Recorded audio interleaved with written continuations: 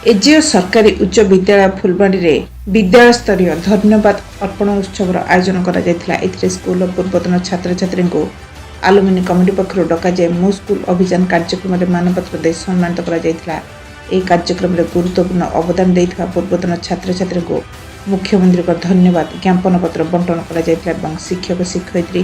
पूर्वतन छात्र छात्री और अभिभावक मैंने एकत्रित हो विद्यालय सफलतार उत्सव पालन करते। विद्यालय प्रधान शिक्षयित्री और पुरातन छात्र छात्री कमिटी द्वारा मनोनीत प्राथमिक विद्यालय श्रेष्ठ 15 जन उच्च विद्यालय 20 जन को यह मानपत्र प्रदान कर मानपत्र प्रक्रिया 2023-24 शिक्षा वर्ष में श्रेष्ठ पुरातन छात्र छात्री भागीदारी को प्राधान्य दि जाता। शेष में स्कूल प्रधान शिक्षयित्री धन्यवाद अर्पण करते। कंधमाल अंबुज बेहरा ओडिशा टीवी सरकार अभिनव प्रयास जहाँ मध्यम पुरातन छात्र छात्री मानक आलुमिनी कमिटी मध्यम से विद्यालय सह संयोग कर जहाद्वारा कि ना केवल किसी अर्थ से विभिन्न प्रकार सेवा माध्यम